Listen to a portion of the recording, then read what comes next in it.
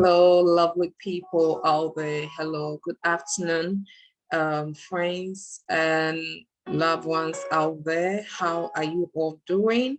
Just want to wish all of you a happy Sunday, and I believe that you've been to church. I have just come back from church, and I feel like doing this video. So I know depending on which country you are to, I know some of you may now be preparing to go to church, but wherever you are, just want to encourage all of you to make your way to church and spend some time in his presence.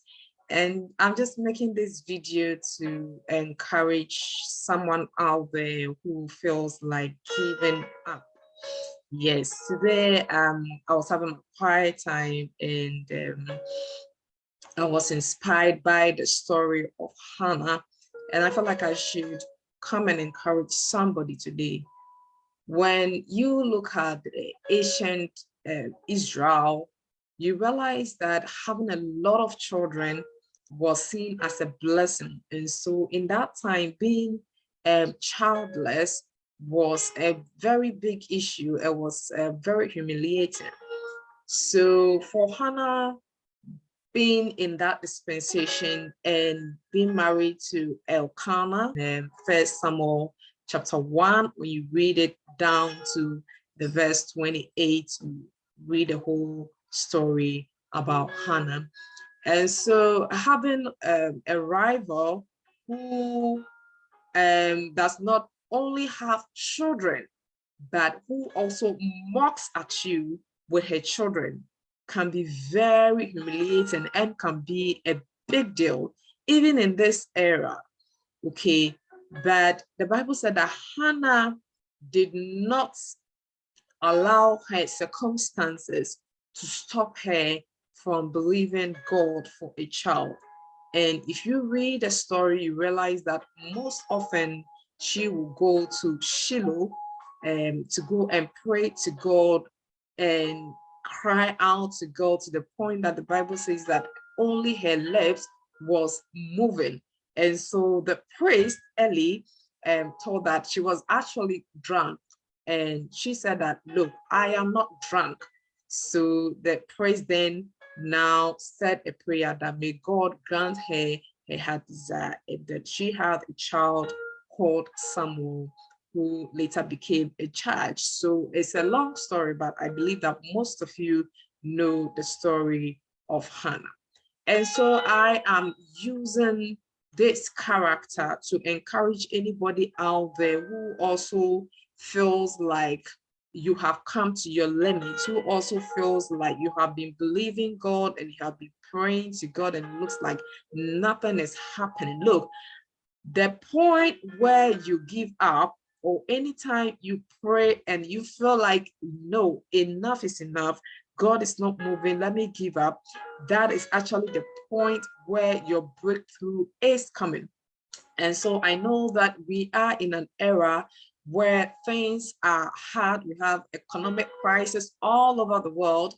Everybody is complaining of high standard of living. Everybody is complaining of, a whole lot of things. But the Bible says that the people that do know their God, they will be strong and march forward. So this is the dispensation where you have to have that hard heart, where you have to depend on God to survive, where you have to know that it doesn't matter how hard life may seem for you, God is going to come through for you. If only you do not give up, if only you were going to be like Hannah, and if you only you're not going to listen to your mockers, okay? Maybe you have been praying and nothing is happening, and the people around you keep asking that, where is your God? Maybe you are believing God for a child like Hannah, and people are laughing at you. You are always in church praying. Maybe you are believing God for a job. Maybe you are even believing God to travel, or you are believing God for a husband or a wife, and nothing is happening, or you are believing God for a financial breakthrough and nothing is happening. I came to challenge you that, look, prayer can move the heavens. Prayer can move the mountains.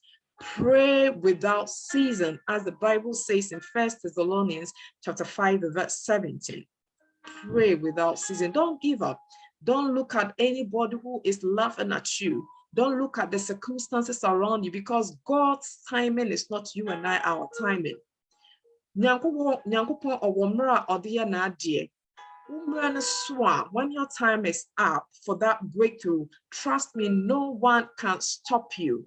When your time is up for you to get that child, no one can stop you. Whoever told that Hannah will have a child?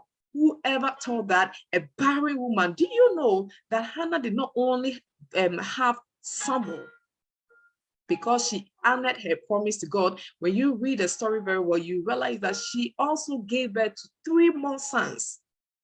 And she also had 2 more daughters. So in all, she has 6 children. Who would have thought that a barren woman who was being mocked out for so many years will not only even have just 1 child, but many more children? And that is going to be your story. Let them laugh at you. Let them mock you. But you being a child of God, you keep on praying. You keep on persisting. It doesn't matter how long it takes. When your time is up, nobody can stop you. Be encouraged, child of God. Be encouraged. Be encouraged that things are going to get better. Things are going to change. Your story is going to change. Your story is going to turn around. And people will look at you and ask, is this the same person? And you're waiting no. Sani yebeka. And you're waiting obonini no. Sani yebeka. And you're waiting. And you won't so uhiemu no. Nenso se onyankopon mra na so a bia ne ho no mobetimi stop. And to me ba some be ba be show cry. I came to encourage somebody today that keep on praying. Keep on trusting God. Don't give up on yourself. Don't think that God will not hear you because you have prayed for so many years and you're not seeing that breakthrough. No, keep on praying. If you haven't heard God, if the heavens have not opened unto you, it's just because maybe your time is not up. But if only you do not give up, and if only you do not give up, that story is going to change. And God is going to come through for you. So that is just a word of motivation to you, child of God. Don't give up on yourself. Okay? And trust me, if only you continue to cry out to your Maker, He will come through. God bless you. Be strong. Take care of yourself. And I know that very soon you will have a testimony. Take care. Bye-bye.